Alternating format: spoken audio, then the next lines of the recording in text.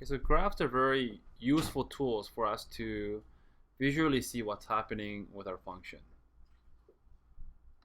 Okay, so again, even though it's our typical graph with all the x values being at the bottom, the y values being vertical axis, right? Now you have to think of this as your input. These are your inputs, and they get assigned to by the function. So the way the graph is shaped is determined by how the graph is transforming the x into the y. So for this particular function, do you see that the domain must be from 2 to 7? Right.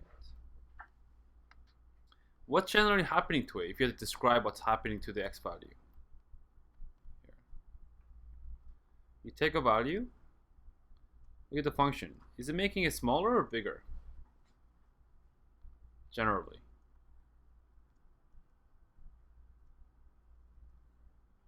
Is it making it smaller or bigger?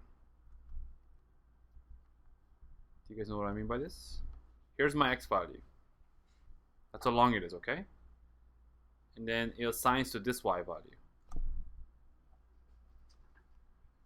Here's my next x value. And then it's assigned to this y value. Right. Here it is again. Do you see that in the beginning it's kind of the same? But as it goes, as I put bigger and bigger x values, it's shrinking it, right? So that's what's happening here. Okay. So the way the function transforms your x values into the y value, it shapes the graph. So for now, visually, what's the domain? It's x such that x is in between 2 and 7.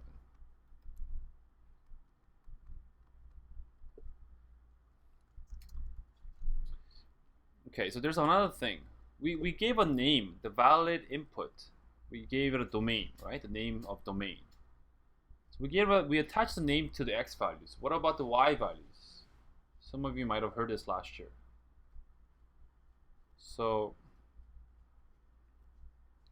I'm referring to these guys here. From here, from 4 all the way down here. I actually have to give the highest value here. Let's say the highest value there is 4.2. Okay. Can you please label that? So I labeled this ending point, but I have to give the highest value, 4.2. So as a result of taking these x values, the domain, the function returns values from 1 to 4.2, right? This is called the so y, here let me write this, 1 to 4.2. This is called the range.